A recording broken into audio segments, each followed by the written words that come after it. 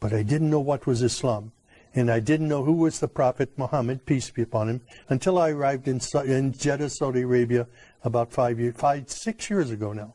Okay. So, I mean, what was your initial feeling that when you were told you were going to Saudi Arabia, which is known as a Muslim country with Islamic laws, how did you feel about that? Well, you know, I had some nervousness about it. And my friends at the U.S. Naval Academy in Annapolis, Maryland, they said, do you know what you're doing?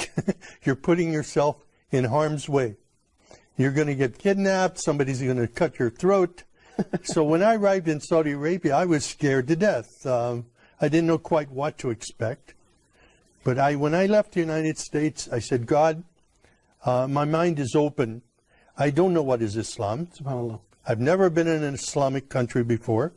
And I don't know about the Prophet Muhammad, peace be upon him, but show me what is truth and what is not truth. And looking, nothing happened. People were coming out of their houses when they saw me, inviting me into their homes for tea and coffee. SubhanAllah, the exact opposite. Incredible. This was not what I expected. Wow. I had been in countries all over the world. I studied in Taiwan, in Russia, and different places, but never in my life have I been in any country that respected me as much as an American and even as a Christian as Saudi Arabia. Wow. SubhanAllah, showing the manners of Islam even in our daily lives. Finally, I walked to the mosque and I knocked on the door and I said, my name is Sam. I'm a Christian from the United States. Is it okay if I come inside? And the Muaddin, Shafiq Zubair, he hugged me, and he said, please, come in. And I sat there for 3 days in the back of the mosque, looking and observing and watching people pray. And then I asked Shafiq, can you teach me to pray like a Muslim? And he taught me the first surah of the Quran, Alhamdulillahi Rabbil Alameen. It was such a blessing. I was memorizing only sounds, but then I would look and I would try to figure out what each sound meant, what each word meant.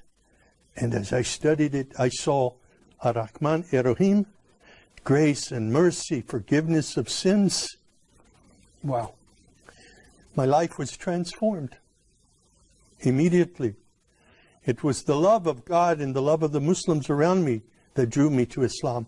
Excellent. And I received a card that I was an official Muslim. I got in the car and went to Mecca immediately. Wow.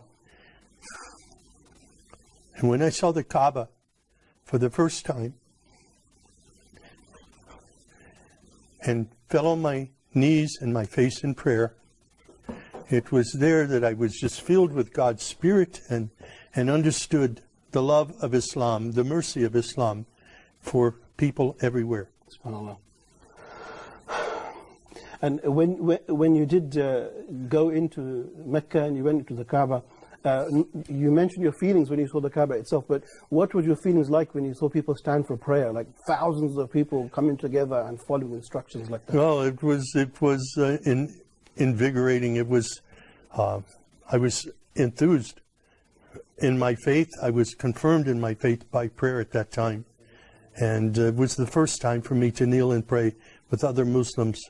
It was a great experience.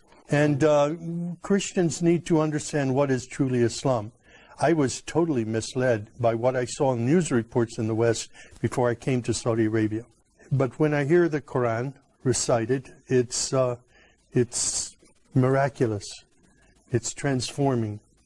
And I'm very grateful now to be a part of a historic faith that is known for its mercy and not its violence, was mischaracterized by Western media. Of course, of course. The first Ramadan was difficult for me.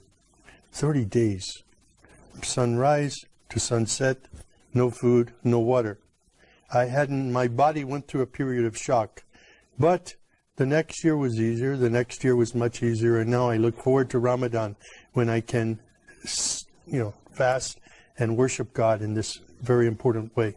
Excellent. And not just the fasting, but also the atmosphere in Ramadan. Yeah. Like Muslims coming out, praying together, sitting together. And how does that feel? Oh, it's incredible. It's like a family time within our mosque.